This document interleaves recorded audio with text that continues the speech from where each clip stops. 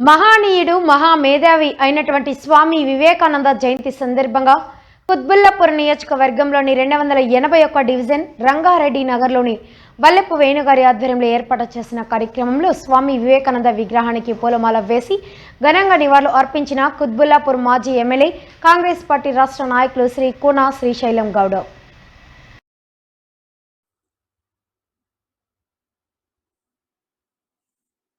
ఈ కార్యక్రమంలో డివిజన్ నాయకులు మోటే శ్రీనివాస్ యాదవ్, బాలరాజ్, గరికి రమేష్,